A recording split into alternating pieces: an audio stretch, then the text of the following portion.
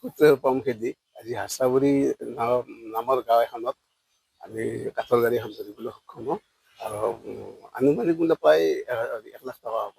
কাঠখিনিৰ মূল্য শাল গছ আছিলে, শাল গছৰ 1,00,000 মান টকা হ'ব। আৰু নিয়মীয়া তালাচীত আমি বালি গাড়ী এখনো ধৰিবলৈ সক্ষম হওঁ। বালি গাড়ীখনত যিহেতু চালান নাছিলে, আমি গাড়ীখন মই চিজ কৰি মোৰ কোম্পানীত ৰাখি দিছোঁ। শাল গছখিনি আচলতে বনাঞ্চলৰে গছ আছিল নেকি বা কোন এৰিয়াৰ আছিল? আচলতে শাল গছখিনি বনাঞ্চলৰ বুলিও ক'ব নোৱাৰোঁ, যিহেতু ইয়াৰ প্ৰত্যেকৰ ঘৰতে শাল গছ আছে।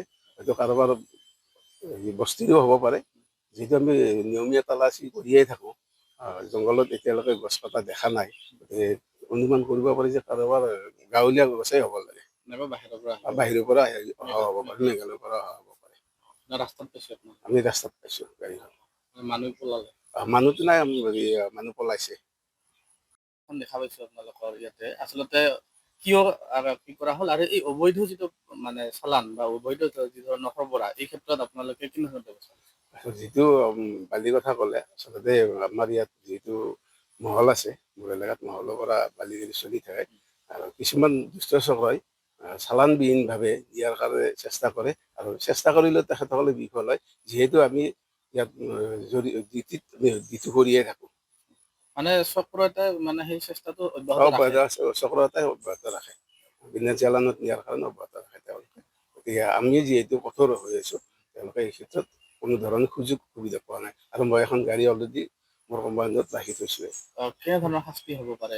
অফেন্স হ'ব, চালানবিহীনভাৱে যিটো গাড়ী আহে ধৰিলে তাৰ অফেন্স হ'ব। আৰু চৰকাৰী হিচাপত যিটো হেৰি হয়, ফাইন হয়, সেইটো তেখেতলৈ দিবলৈ বাধ্য হ'ব। সূত্ৰে পাম খেদি আজি হাচাবুৰী নামৰ গাঁও এখনত আমি কাঠৰ গাড়ী এখন ধৰিবলৈ সক্ষম হওঁ। আৰু আনুমানিক মূল্য প্ৰায় 1,00,000 টকা হ'ব। কাঠখিনিৰ মূল্য শাল গছ আছিলে, শাল গছৰ 1,00,000 মান টকা হ'ব। আৰু নিয়মীয়া তালাচীত আমি বালি গাড়ী এখনো ধৰিবলৈ সক্ষম হওঁ। বালি গাড়ীখনত যিহেতু চালান নাছিলে, আমি গাড়ীখন মই চিজ কৰি মোৰ কোম্পানীত ৰাখি দিছোঁ।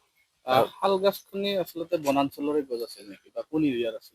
আচলতে শাল গছখিনি বনাঞ্চলৰ বুলিও ক'ব নোৱাৰোঁ, যিহেতু ইয়াৰ প্ৰত্যেকৰ ঘৰতে শাল গছ আছে। হয়তো কাৰোবাৰ বস্তিৰো হ'ব পাৰে। যিহেতু আমি নিয়মীয়া তালাচী কৰিয়ে থাকোঁ, জংঘলত এতিয়ালৈকে গছ কটা দেখা নাই।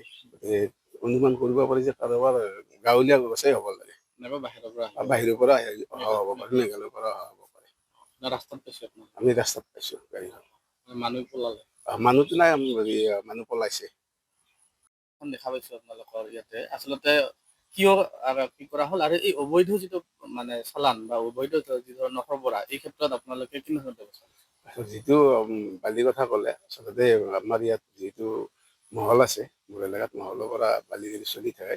আৰু কিছুমান দুষ্ট চক্ৰই চালানবিহীনভাৱে দিয়াৰ কাৰণে চেষ্টা কৰে, আৰু চেষ্টা কৰিলেও তেখেতসকলে বিফল হয়। যিহেতু আমি ইয়াত ডিউটি কৰিয়ে থাকোঁ। মানে চক্ৰ এটাই মানে সেই চেষ্টাটো অব্যাহত চক্ৰ এটাই অব্যাহত ৰাখে, বিনা চালানত নিয়াৰ কাৰণে অব্যাহত ৰাখে তেওঁলোকে। গতিকে আমি যিহেতু কঠোৰ হৈ আছোঁ, তেওঁলোকে এই ক্ষেত্ৰত কোনো ধৰণৰ সুযোগ সুবিধা পোৱা নাই। আৰু মই এখন গাড়ী অলৰেডি মোৰ কোম্পানীত ৰাখি থৈছোঁ। কেনেধৰণৰ শাস্তি হ'ব পাৰে? অফেন্স হ'ব, চালানবিহীনভাৱে যিটো গাড়ী আহে ধৰিলে তাৰ অফেন্স হ'ব। আৰু চৰকাৰী হিচাপত যিটো হেৰি হয়, ফাইন হয়, সেইটো তেখেতলৈ দিবলৈ বাধ্য হ'ব। সূত্ৰে পাম খেদি আজি হাচাবুৰী নামৰ গাঁও এখনত আমি কাঠৰ গাড়ী এখন ধৰিবলৈ সক্ষম হওঁ। আৰু আনুমানিক মূল্য প্ৰায় 1,00,000 টকা হ'ব। কাঠখিনিৰ মূল্য শাল গছ আছিলে, শাল গছৰ 1,00,000 মান টকা হ'ব। আৰু নিয়মীয়া তালাচীত আমি বালি গাড়ী এখনো ধৰিবলৈ সক্ষম হওঁ। বালি গাড়ীখনত যিহেতু চালান নাছিলে, আমি গাড়ীখন মই চিজ কৰি মোৰ কোম্পানীত ৰাখি দিছোঁ।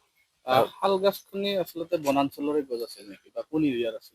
আচলতে শাল গছখিনি বনাঞ্চলৰ বুলিও ক'ব নোৱাৰোঁ, যিহেতু ইয়াৰ প্ৰত্যেকৰ ঘৰতে শাল গছ আছে। হয়তো কাৰোবাৰ বস্তিৰো হ'ব পাৰে। যিহেতু আমি নিয়মীয়া তালাচী কৰিয়ে থাকোঁ, জংঘলত এতিয়ালৈকে গছ কটা দেখা নাই। অনুমান কৰিব পাৰি যে কাৰোবাৰ গাঁৱলীয়া গছেই হ'ব লাগে। বাহিৰৰ পৰা অহা হ'ব পাৰে, মেঘালয়ৰ পৰা অহা হ'ব পাৰে। ৰাস্তাত পাইছে আপোনাক? আমি ৰাস্তাত পাইছোঁ গাড়ীখন। মানুহ পলালে? মানুহটো নাই, মানুহ পলাইছে। দেখা পাইছো আপোনালোকৰ ইয়াতে আচলতে কিয় কি কৰা হ'ল আৰু এই অবৈধ যিটো মানে চালান বা অবৈধ যি ধৰণৰ সৰবৰাহ, এই ক্ষেত্ৰত আপোনালোকে কেনেধৰণৰ ব্যৱস্থা লৈছে? যিটো বালিৰ কথা ক'লে, আচলতে আমাৰ ইয়াত যিটো মহল আছে, মোৰ এলেকাত মহলৰ পৰা বালি গাড়ী চলি থাকে আৰু কিছুমান দুষ্ট চক্ৰই চালানবিহীনভাৱে দিয়াৰ কাৰণে চেষ্টা কৰে আৰু চেষ্টা কৰিলেও তেখেতসকলে বিফল হয় যিহেতু আমি ইয়াত ডিউটি কৰিয়ে থাকোঁ মানে চক্ৰ এটাই মানে সেই চেষ্টাটো অব্যাহত ৰাখে। চক্ৰ এটাই অব্যাহত ৰাখে বিনা চালানত নিয়াৰ কাৰণে অব্যাহত ৰাখে তেওঁলোকে গতিকে আমি যিহেতু কঠোৰ হৈ আছোঁ তেওঁলোকে এই ক্ষেত্ৰত কোনো ধৰণৰ সুযোগ সুবিধা পোৱা নাই আৰু মই এখন গাড়ী অলৰেডি মোৰ কম্পাউণ্ডত ৰাখি থৈছোঁৱে কেনেধৰণৰ শাস্তি হ'ব পাৰে এনেকুৱা এতিয়া অফেন্স হ'ব চালানবিহীনভাৱে যিটো গাড়ী আহে ধৰিলে তাৰ অফেন্স হ'ব আৰু চৰকাৰী হিচাপত যিটো হেৰি হয় ফাইন হয় সেইটো তেখেতলৈ দিবলৈ বাধ্য হ'ব যিকোনো খবৰৰ বাবে যোগাযোগ কৰক 7099017330 লগতে 7099017110 নম্বৰত।